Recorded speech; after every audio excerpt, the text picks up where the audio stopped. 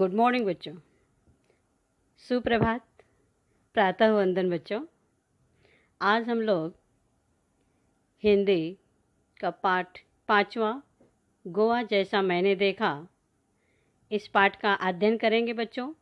इसके लेखक हैं श्री विनय शर्मा। इसका पहला भाग आज देखेंगे। नज़ारा आप गोवा का देख ही रहे हैं। लेखक का परिचय। इनका जन्म हुआ 1973 उज्जैन मध्य प्रदेश में। इनकी प्रमुख रचनाएं या कृतियाँ: आनंद का उद्गम, अमरकंटक, चित्र की परीक्षा, अमरनाथ यात्रा, कोयम्बटूर में कुछ दिन। अब बच्चों यहाँ पे आप देख रहे हैं, वाह कितना अच्छा सुंदर नज़ारा है प्राकृतिक दृश्य का। एक देखकर मन लालायित हो जाता है। इससे संबंधित परिच्छेद देख लेते हैं। गोवा यह नाम सुनते ही सभी का मन तरंगायित हो उठता है, अर्थात आनंदित हो उठता है। और हो भी क्यों ना। यहाँ की प्राकृतिक आबोहवा और जीवन शैली का आकर्षण ही ऐसा है कि पर्यटक खुद ब खुद अर्थात अपने आप यहाँ खींचे चले आते हैं। देश के एक कोने में स्थित होने के बावजूद यह छोटा सा राज्य प्रत्येक पर्यटक के दिल की धड़कन है। यही कारण है कि मैं भी अपने परिवार के साथ इंदौर से गोवा जा पहुंचा। मैं अर्थात बच्चों लेखक, और लेखक अकेले नहीं गए, उनके साथ उनके साड़ू साहब भी सपरिवार उनके साथ शामिल हो गए। अब यहाँ पे आप देख रहे हैं, यहाँ पे गोवा ट्रेन से वो लोग प्रस्थान करते हैं 23 नवंबर को। अभी वो गोवा एक्सप्रेस माड़गांव रुकी तो सुबह का उजास अर्थात प्रकाश सुबह उजाला हो गया था और टैक्सी का हॉर्न ने लेखक का ध्यान उनकी ओर खींच लिया और सभी लोग फटाफट उसमें बैठ जाते हैं, लेखक और उनके साड़ू जी।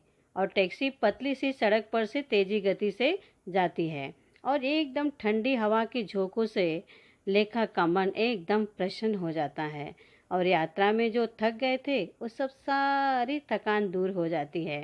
सच कहते हैं ना, पर्यटन का अपना आनंद ही कुछ और होता है।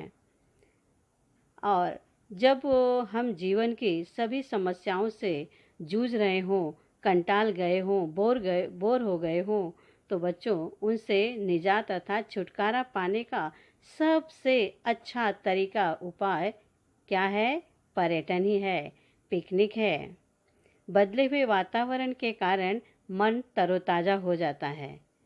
पिकनिक से क्या फ़ायदा होता है कि मन हमारा एकदम फ्रेश हो जाता है, तरोताज़ा हो जाता है और शरीर को कुछ आराम मिल जाता है, विश्राम, आराम। यहाँ आप देख रहे हैं बीच।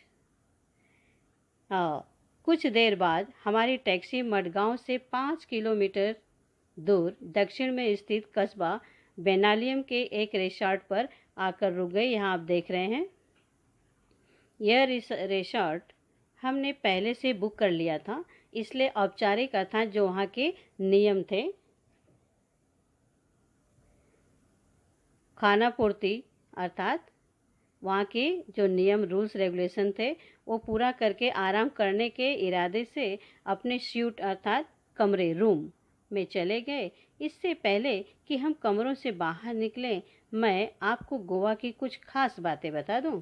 दरअसल गोवा 2 राज्यों में बटा हुआ है। कितने राज्यों में, कितने भागों में गोवा राज्य बटा हुआ है? 2।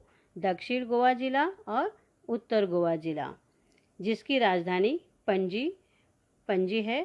और ये पणजी कहाँ पर स्थित है बच्चों? मांडवी नदी के किनारे। और यह नदी बहुत बड़ी नदी है और इसमें पूरा वर्ष पानी भरा रहता है। यहाँ समुद्री इलाका है लेकिन फिर भी हवा में थोड़ी नमी रहती है, लेकिन शरीर चिपचिपाता नहीं है मुंबई की तरह, क्योंकि मुंबई में प्रदूषण ज़्यादा है और गोवा में हरियाली ज़्यादा है। हरितिमा अर्थात हरियाली ज़्यादा है, हरियाली से पूरा भरपूर है। धूप बहुत तेज होती है, तीखी अर्थात तेज होती है, फिर भी हरियाली के कारण इतना धूप नहीं लगता है। अब यहाँ पे आप देख रहे हैं मांडवी नदी। आगे बढ़ते हैं। यूँ तो गोवा अपने खूबसूरत सफ़ेद रेतीले तटों, महंगे होटलों तथा खास जीवन शैली के लिए माना जाता है। गोवा किस लिए ज़्यादा कर प्रसिद्ध है बच्चों? सफ़ेद रेतीली तट, महंगे होटल्स और वहाँ के खास जो जीवन शैली है इसके लिए प्रसिद्ध है। लेकिन इन सब के बावजूद अपने में एक सांस्कृतिक विरासत भी समेटे हुए है। यहाँ की शाम बड़ी अच्छी होती है, तो चलें इस शाम का भी आनंद लेने के लिए बेनालियम बीच की ओर चलते हैं। ये बेनालियम बीच है बच्चों, आप भी चलें क्योंकि बहुत ही खूबसूरत और शांत जगह है बेनालियम बीच। दिन भर की थकान तथा उमस भरी गर्मी के बाद शाम को बीच पर जाना सचमुच बड़ा अच्छा लग रहा था। रिसॉर्ट के बीच की दूरी कोई 1 किलोमीटर ही थी, लेकिन जल्दी जल्दी चलने के बाद भी यह दूरी तय ही नहीं हो पा रही थी। अरब सागर देखने का उत्साह बढ़ता ही जा रहा था, उत्साह उमंग। तभी अचानक लहरों की आवाज़ सुनाई दी, जो किसी रणभेदी की तरह थी। हम सभी दौड़ पड़े। सड़क पीछे छूट गई थी, इसलिए रेत पर तेजी से दौड़ना मुश्किल हो रहा था। फिर भी धंसे हुए पैरों को पूरी ताकत उठा कर हम लोग भाग रहे थे। खूबसूरत समुद्र देखते ही लेखक और उनके जो साड़ू साहब गए थे परिवार के साथ, सभी एकदम सुंदर नज़ारे देखने लगे और बच्चे रेत का घर बनाने में जुट गए।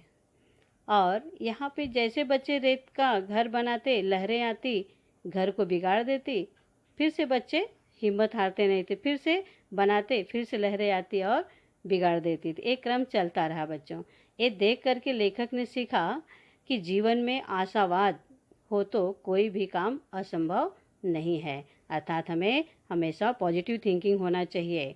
कोई भी चीज़ नष्ट हुआ तो निर्माण अवश्य होता है। ये लेखक ने बच्चों से सीखा।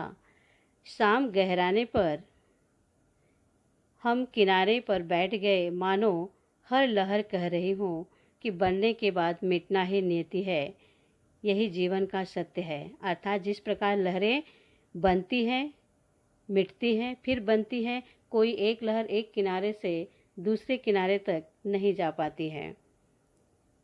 उसी प्रकार लहरें बनती बिगड़ती हैं, उसी तरह हमारा जीवन भी जो जन्म लेता है वो मृत्यु को अवश्य प्राप्त होता है। ये मिटना, बनना, निर्माण होना, ये तो प्रकृति का नियम है और यही जीवन का सत्य है बच्चों। यहाँ पे आप देख रहे हैं बीच के किनारे बहुत से पंछी बैठे हुए हैं। ये देख करके पर्यटक बहुत आनंदित होते हैं। देखिए, आनंदित होने का ये भी एक नज़ारा है।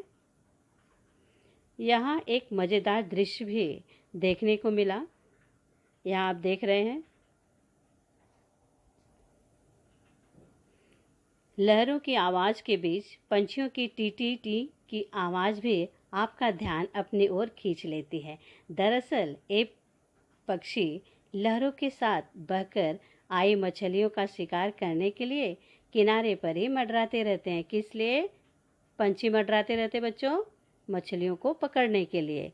लेकिन जब तेज हवा के कारण एक ही दिशा में सीधे नहीं उड़ पाते तो सुस्ताने अर्थात आराम करने के लिए किनारे पर बैठ जाते हैं। यहाँ बैठे कुत्तों को इसी बात का तो इंतज़ार रहता है।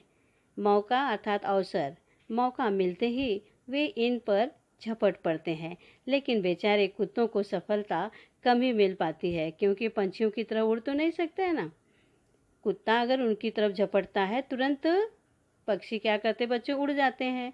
इसीलिए कुत्तों को ज़्यादा सफलता नहीं मिलता, जल्दी उनका शिकार नहीं कर पाते। पंछियों का बैठना, कुत्तों का दौड़ना और पंछियों की टी टी टी कर उड़ जाना, यह दृश्य सैलानियों अर्थात पर्यटकों का अच्छा मनोरंजन करती है। इधर जैसे ही सूर्य देवता ने विदा ली अर्थात सूर्यास्त, वैसे ही चंद्रमा की चांदनी में नहाकर समुद्र का नया ही चेहरा नजर आने लगा। दिन को समुद्र बहुत ही सुहावना, सुंदर, रम्य दिखता है, परंतु वही समुद्र बच्चों सूर्यास्त के बाद जैसे अंधेरा होने लगता है, वह स्याह अर्थात वह काला, स्याह मतलब काले रंग का, भयावह, डरावना वही समुद्र काला और डरावना रंग का दिखने लगता है। यहाँ आप समुद्र का नज़ारा देख रहे हैं।